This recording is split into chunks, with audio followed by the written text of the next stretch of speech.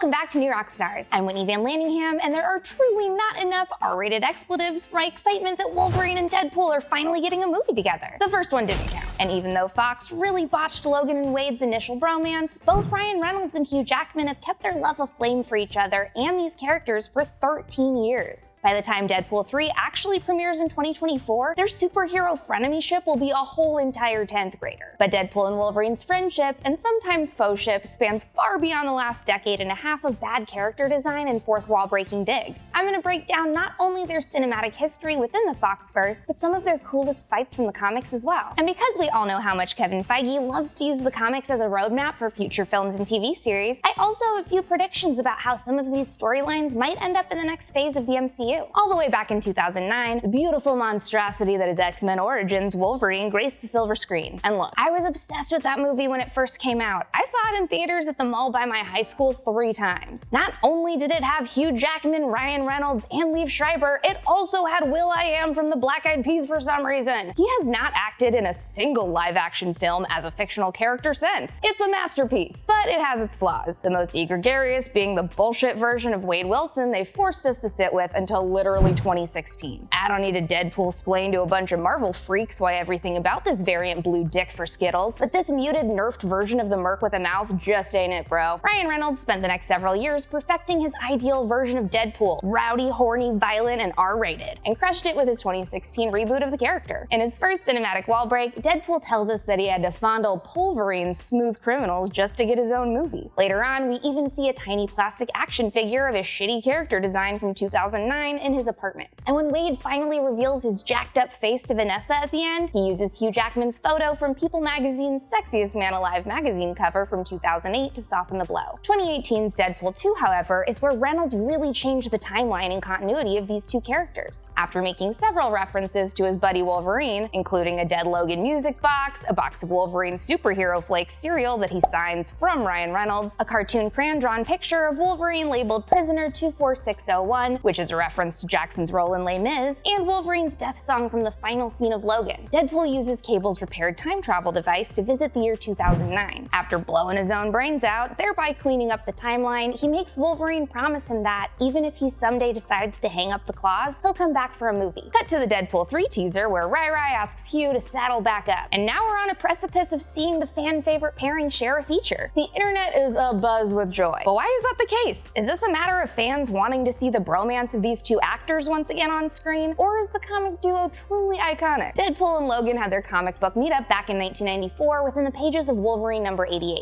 This issue saw them face off as foes, with Deadpool hunting down Garrison Kane, aka Weapon X, for dating his ex Vanessa, and Wolverine intercepting him. As expected, the gruff Wolverine was not a fan of Deadpool's incessant blabbering. Deadpool actually gets the upper hand on Wolvie during their first round, leaving him for dead without realizing that Wolverine can regenerate. Interestingly, according to screenwriter Rhett Reese, Garrison Kane was originally in the first draft of 2016's Deadpool, but was consolidated with other antagonists into Ajax due to budget constraints. I'm wondering if it's possible that Deadpool 3 will make another attempt at Weapon X as a nod to this little meet cute. Deadpool and Logan's next meet and greet happened in the 1995 Wolverine Annual, and Logan ends up reluctantly having to rescue Wade from a nameless lab of evil scientists who are experimenting on and playing tic-tac-toe with Deadpool's body. During their escape, Deadpool slips away, and Wolverine admits that while he hates how annoying Deadpool is, he's not a total monster. While these brief interactions give us a small appetizer of Deadpool and Wolverine's back and forth, it's not until 97's Deadpool number 27 that we get to see the real chemistry between the pair begin to form. On orders of his therapist, Deadpool picks a meaningless fight with Wolverine, because ultimately they can dish out maximum carnage on each other without doing permanent harm. Like an incessant gnat, Deadpool repeatedly insults and goads Wolverine into a rage, who's just trying to settle an old debt. Wolverine eventually tears Wade to shreds, but Deadpool gets his mental breakthrough out of it, so who's the real winner here? And this here is the core of what makes this pair work so well. They're the itchy and scratchy of Marvel Comics. They can take violence to the extreme thanks to their nigh immortality, and their dynamic plays into their conflicting personalities. One of my favorite Deadpool and Wolverine moments that I'd like to see influence Deadpool 3 is from the Deep End arc in the 2006 Wolverine Origins run. In this story, Deadpool is hired out to kill Wolverine, so he decides to go full Looney Tunes on his ass. Once Wade has Wolverine captured, they have a heart-to-heart, and Wade points out the hypocrisy he sees in the X-Men. Although he and Logan are so similar in their bloody pasts, somehow Wolverine is a popular X-Man and and he's stuck as a mercenary. Even though Logan points out that Deadpool isn't a mutant and thus can't be an X-Man, Deadpool still hammers home that he's unwanted. This is part of the recurring gag that Deadpool desperately wants to be a member of the X-Men, and we can see that it stems partially from a place of jealousy and respect for his rival Wolverine. Wolverine Annual 99 actually ends with one of the best examples of their frenemyship. After Wolverine attacks Deadpool as revenge for punching Kitty Pryde back in 1997, the two head out for a beer as buddies. And look, I'm not saying that if your friend punches a woman, you should buy him a brewski, but in the world of superheroes, these two are well known for their hot and cold breakups and makeups. After Deadpool does end up scamming an official X-Men membership for himself, he and Wolvie do have a number of team-ups. As a part of Wolverine's Black Ops X-Force, Wade surprisingly ended up being a voice of reason and consciousness. After X-Force member Phantom X kills the child reincarnation of Apocalypse, Deadpool calls a meeting to discuss the team's ethics and willingness to kill children. Wolverine ends up clashing with Deadpool, telling him that they did what needed to be done for the greater good, and accuses DP's morality as disingenuous. He's here for the money. Except he's not.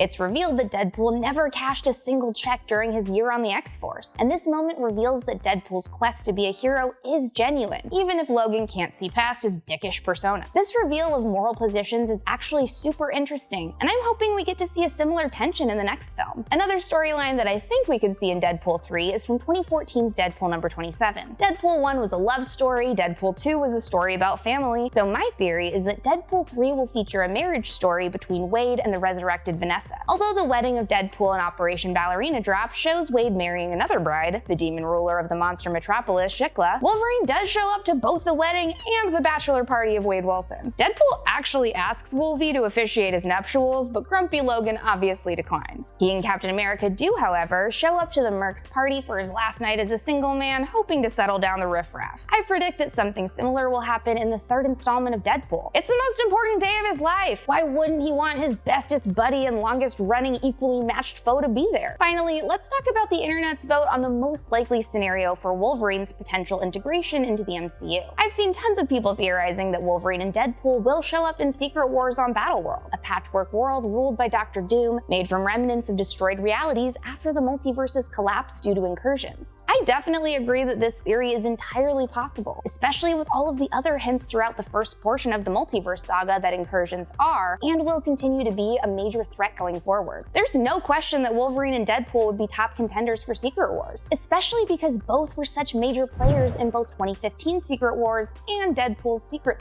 Wars, a 2016 comic that tells us that DP was actually involved in the first Secret Wars that took place in the 1980s before his 1991 publication debut. Unfortunately, he and Wasp hooked up, and she was so mortified that she made everyone forget that Wade was a part of it. While I don't think that Deadpool is gonna steal Paul Rudd's girl, I do think that we could see both appear in an alternate universe together in the upcoming 2025 film. Their participation would be the coolest way to end the multiverse saga, especially if we get to see one of the arcs from Secret Wars come to fruition, Deadpool fighting Kang. It would make perfect sense to finally usher Wolverine and the other X-Men into the MCU now that other mutants like Kamala Khan have made their appearance, and I really hope that this fan theory is true. Those are just a handful of my all-time favorite Deadpool and Wolverine scenes from the comics, but I want to know what you guys think in the comments. What stories are your top contenders to influence the plot of Deadpool 3? Follow me on Instagram and Twitter at Whitney Puppy, follow New Rockstars, subscribe to New Rockstars for more analysis of everything you love, and thanks for watching. Bye!